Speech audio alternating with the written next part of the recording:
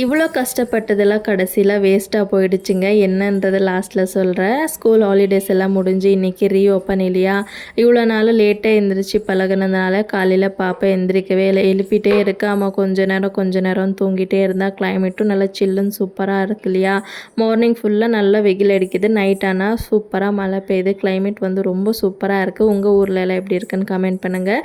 7 மணிக்கு எழுப்ப ஆரம்பிச்சுவ 8 மணி போல் தான் எழுந்திரிச்சேன். அதுக்கப்புறமா அவளை ஃப்ரெஷ்அப் பண்ணி விட்டு இன்றைக்கி பிரேக்ஃபாஸ்ட்டுக்கு இட்லி சாம்பார் தான் செஞ்சுருந்தேன். பாக்ஸுக்கு சட்னி வேணும்னு சொன்னேன். இட்லி சட்னி ஸ்நாக்ஸ் எல்லாமே பேக் பண்ணி ரெடி பண்ணிவிட்டேன். 8:20 ரெடி பண்ணி பிரேக்ஃபாஸ்ட் ஊட்டிட்டு ஸ்டாப்புக்கு போய் நாங்கள் ஒரு 20 மினிட்ஸ் கிட்ட வெயிட் பண்ணியிருக்கோம். பட் இன்றைக்கி வந்து வேன் ரெகுலராக வர டைம் விட சீக்கிரமாக போயிட்டுருக்கு, அது எங்களுக்கு தெரியல. ஸோ அதனால் ரிட்டன் வீட்டுக்கு வந்து ட்ரெஸ் எல்லாமே மாற்றி விட்டாச்சு. ஸ்கூலுக்கு போகலன்னு அக்கா ஒரே டான்ஸ். உங்கள் வீட்லேயும் இந்த மாதிரி நடந்திருக்கான்னு கமெண்ட் பண்ணுங்கள். வீடியோ பிடிச்சா லைக் பண்ணிக்கோங்க. இன்னொரு வீடியோ பார்க்குறேன். பாய்.